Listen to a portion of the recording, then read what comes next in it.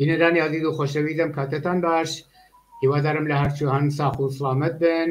لە خدمەتانان بۆ پێشکەشکردنی بەرنامەی و هەوتوی تەلەڤیزیۆنی پەرتۆ تەلەڤیزیۆنی حیزبی حکمەتیست لەم بەشە لە بەرنامە داوت ماکرۆ لە ساڵەی سەرداری دەبیری کۆمیتەی کوردستانی حیزبی حکمەتیست قسە باسەکەین لەسەر ئەوزاعی سیاسی ئێران و بە تایبەت کوردستان ساڵی سەرداری پێشەوەی پرسیارەکانم ئاراسە بکەم بۆ ئیتوینان لە دەنگ ئەگەر دەنگی منە بیسی بەخێربێی بۆ ستودیۆی تەلەڤیزیۆنی پەرتۆ. بەڵێ سڵاوم هەیە بۆ خۆت هاوڕێ عەبوو و هەروەها بینەرانی تەلەڤیزیۆنی پەرتۆ فەرموون. زۆر سپاس بۆ تۆش ساڵی سەرداریەوەکو ئاگاداری ئەوە نزیکی بۆ 90 ڕۆژە چێت لە ئێرانە خەڵکی ئێران لە سەراسەری ئێران و کوردستانە قیامێکی ڕادیکاڵ و ئازادی خوازانیان دژ بە جمهوری ئیسلامی دەست پێ کردووە. حەزەکەم لە زبانی ئێوە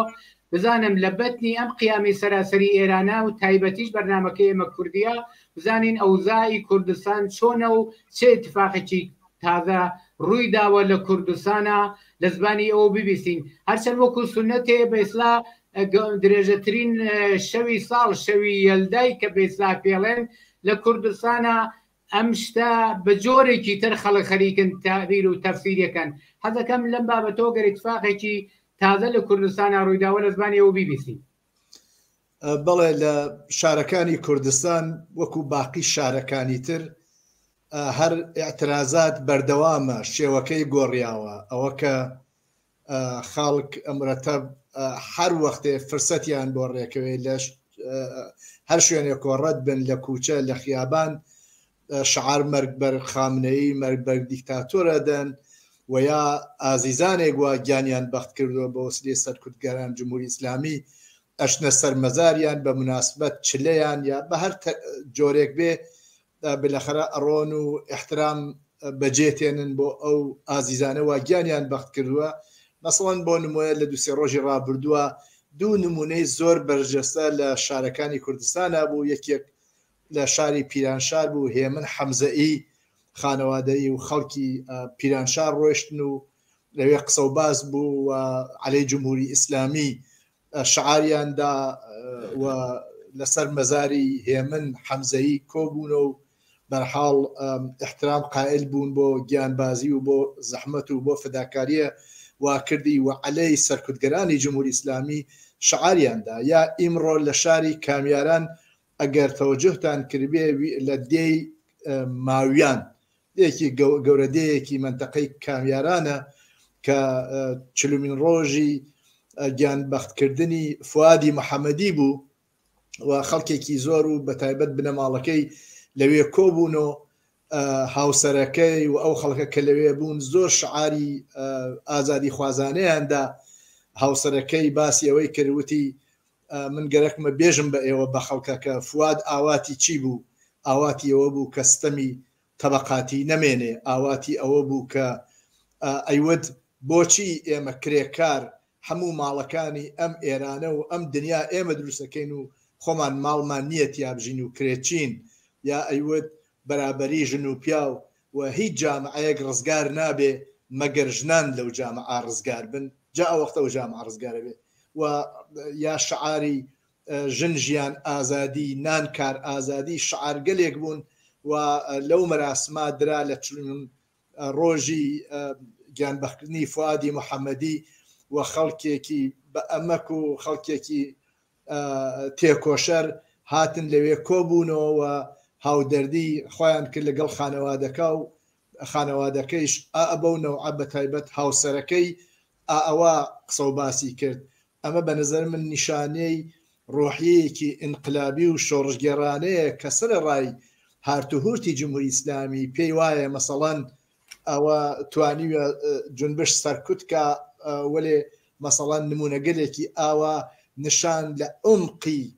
ئاعترازاتی خەڵکە عمقی نەفرەتی خەڵکە بەرامبەر بە جمهوری ئیسلامی، چون جمهوری ئیسلامی تازە ناتوانێت هیچ نەوعە کارێ بکا بۆ ئەوە ئەو مبارزاتە دابمرکێنێت، نە لەبار اقتصادی و توانایی هەست، نە لەبار ئیجتماعی و سیاسی و ئەوانەوە دەرنەتیجە ممکنە چەند ڕۆژێک وەکو جاران وەکو ڕۆژهای ئەوڵ ئاعتراز لە خیابانە دەسە جەمعی نەبێ زۆر خەڵک بەشداری نەکەن، بەڵام لە کوچە و کۆڵان لە گۆشە و کناری ئەو جامعە ئەترازات و مبارزە هەیە و قەتعەن بەرەو ئەوە جمهوری ئیسلامی سەربوون کە سەرڕای ئەوە هیچ حربەیەک بدەست جمهوری ئیسلامیەوە نەماوە غەیە سەرکوت و دیارە سەرکوتکردن و کوشتن و بریندارکردن و زیندانیکردنیش نەیتوانیوە ئێرادەی شۆڕشگرانی خەڵک هیم بکات شکست بداوە خەڵک ڕۆژانە لە خیابان و لە کوچە و لە کۆڵانە لە هەموو شوێنێکە ئەترازەکەن لە هەر شوێنێ بۆیان ڕێکەوێت دەنگ بەرزەوەکەن و هەموو ڕۆژێ ئێمە ئەمانە ئەبیسین و ئەیبینین لە دنیای مەجازیە بڵاوە بێتەوە لە هەموو شار و شارۆچکانی کوردستان و ئێرانیشدا. زۆر سپاس ساڵی سەرداری بە تۆجی بم تەوزیحاتانەی کە تۆش دادەوە سێ مانگە زیاتر لە سێ مانگە ئەم ڕاپەڕین و قیام و بۆ ئازادی و ڕەهایی و ڕزگاری خۆیان ئەم خەڵکە لە بە قەولی تۆ باسە کە جیا لە شەقام و مەیدانەکان لە کوچە و کۆڵان و حتا ماڵ بە ماڵە ئەم شتە فەوەرانەکە و دژ بە جمهوری ئیسلامی خۆی نیشانەدا. لەم فەزایە دەبینین کە خەڵک خاهانی ئازادین خاهانی بنەبڕکردنی تەبعیض و نابەرابەری و فەقر و ئەم وەزیەتی کە بە کۆمەلگا تەحمیل بووە لەلایەن جمهوری ئیسلامی و سەرمایەدارانەوە لەولاشۆ دەبینین جەریانای ڕاست و ناسیۆنالیزم ئەوانی ژیانەوێ ئەلا ڕەغمی ئەم هەمووە تەلاش و تێکۆشانەی خەڵک بۆ ئازادی و ڕەهایی و ڕزگاریان خەریکن پرۆژەکانی خۆیان بە جامعە تەحمیلەکەن تەلاشەکەن دانیشتن و هەڵسان و جەلەسات و بەرنامەی خۆیان هەیە. ئەم مەسەلە بەنڕای ئێوە چۆنە؟ ئایا پێت وایە دەتوانن موەفەق بن؟ ئایا کۆمەلگا مۆزایی باتەوەجێبەوەی کە دژ بە جمهوری ئیسلامی خاهانی ئازادی و ڕزگاری یەکجارین لە مقابل ئەم تەرح و پرۆژانەی ڕاستا بێ بەرخوردیان چی بێ و دەبێت چ بکەن؟ بەڵێ هەروەک خۆت ئیشارەت پێکرد و ئێمە ئەمانە ئەبیسین کە لەو ڕۆژەوە ئەم قیامە دەستی پێکردەوە حتا بەر لەوەتری بەڵام بە چڕوپڕی دوایە قیامەکە دەستی پێکرد دوای بە قەتڵگەیاندنی مەحسا ئەمینی ژینا ئەمانە چڕوپڕتر نیروهای ڕاست لە سەطحی ئێران و کوردستانە دەستیان کردوە بە کۆبوونەوە ئەنوا و ئەقسام ئێتلاف و کۆنفرانس و ئەوانەیان دروست کردووە و مرەتەب مەسەڵەن جبهە گەلێکیان کردووە سۆ جبهەی مەسەڵەن جمهوری خاهان جبهەی شۆرای مسالمەت گوزارە مسالمەت ئامیز کەسانی وەکو شەریعەت مەداری و ئەو کۆنە پاسدارە سازگارە بەڵێ محسن سازگارە کە یەکێ لە بنیانگوزاران سپای پازاران سازمانەکەی عەبەی مۆحتەدی کە ئەوانە عوزوێن ویا مەسەڵەن جەماعەتر لە پاریسا مەسەڵەن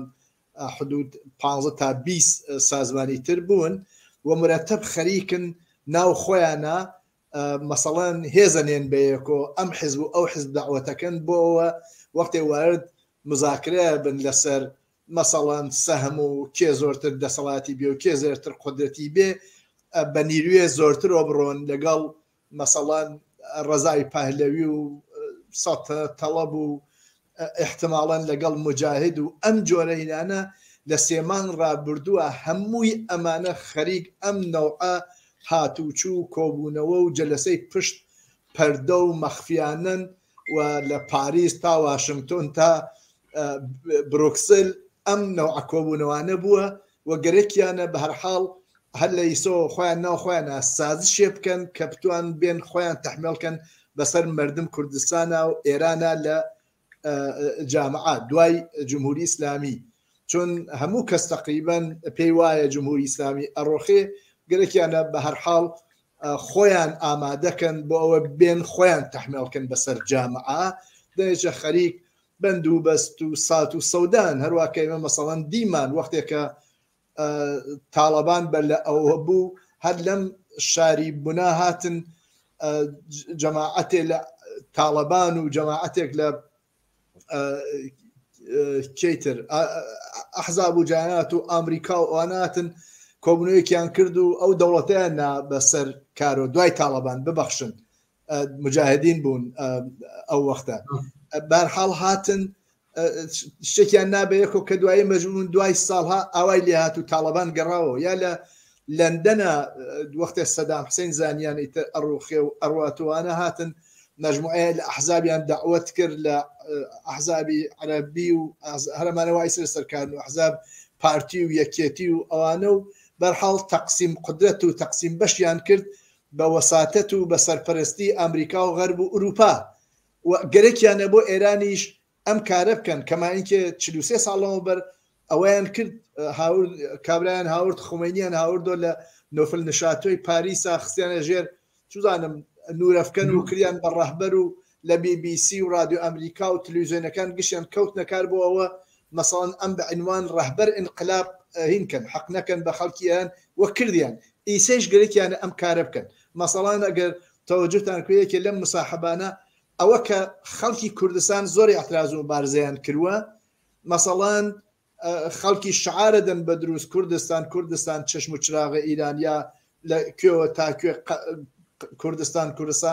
گورستان فاشيستان كسكي وكو ابي مهتدي اما خليك يجي الشيخ خلكي كرد بناو خل كرد خوي قصيكا لايندي ايران سهم شايستي بيدن مرزولي وس خويو او حزبو اوانو ولا قل اوان لكردستانو زورتريان امكانياتيان بيبن زورتر بوسو مقاميان بيبن تاق دمانه لها او حزب كرديانو والوين وكو ديمقراط وكومالو وكيو يا حزب ايرانيا كان شورای مسالمه گزار مسالمه آمیز و جمهوری خواه و رضای پهلوی لسر او که چون زندگی ام مردم لإيران و لكردستان بباره مثبتها بگورید رفاهی تیابه امنیتی تیابه آسا تاقیان لسر وقت سناکن جاره هر لسر وقت کامیان ابی بشیان زورتر بی کامیان وزیر وکیل و هینیان بی کامیان رئیس مجلسی بی وکو عراق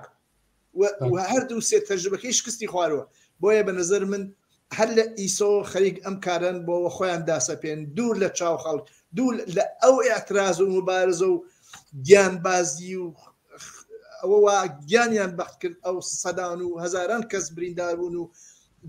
ديان هزار هان زندانا جيش أنا وجه المعاملة قاربا بو أو هر كامل كان سهمي زورتريان بي أما مثلا شتيك اللي دالان هاي مناسبات ام احزابا لقال اتحاديه اوروبا لقال امريكا ووزاره امور خارجيه ام دوتو هر بويا امريكا وتيبان دودانا كوملا به حتما يك بقرن يا دودانا ديمقراطيك انا وقتها اجا يك جبهه دروس كان اما حازين بين لقال انا قصكين وبويا بفلا هر دولا ام كاريان كروا بو امريكا وغرب لا كان ليبكاتو سوزي روجا اتفاقي كوت امانيش صاحب بشو سهم بن او اخوان تحمل كان بس خلكي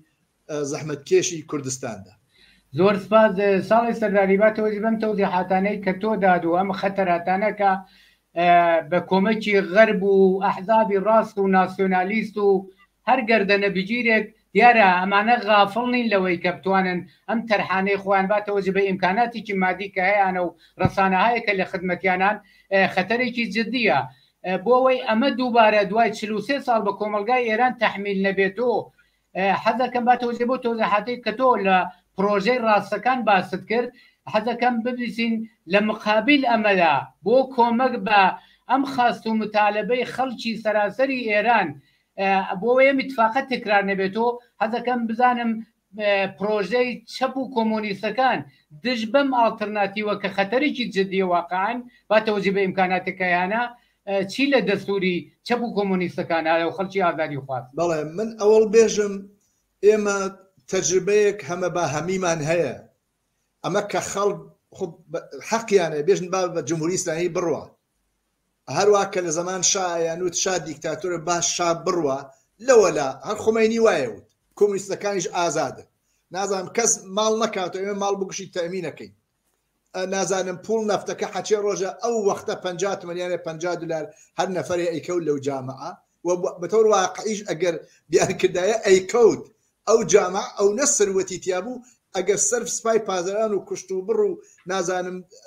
ئیمام جومعە و